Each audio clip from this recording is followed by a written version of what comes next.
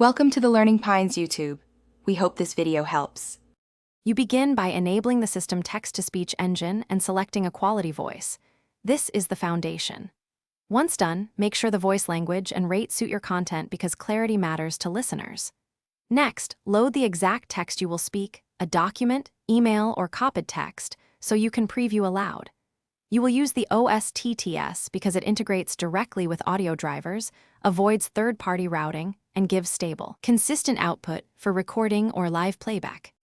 Once the voice is set, route the audio to capture it cleanly. Pick speakers for live playback or a virtual audio cable for internal recording.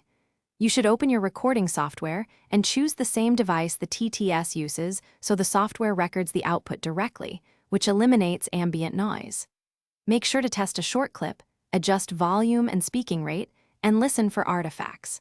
This step ensures your final file is crisp, and you avoid re-recording due to clipping or low levels.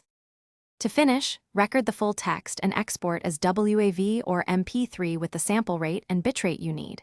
Choose 44. 1K HZ or 48K HZ for standard quality.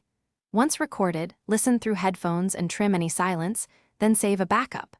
If something goes wrong, for example, stuttering or missing audio, check CPU load, close resource-heavy apps, and confirm the virtual cable or audio device is selected. If issues persist, reinstall the voice pack or reset the audio driver to restore proper TTS behavior. Thanks for watching. Consider subscribing if we helped you.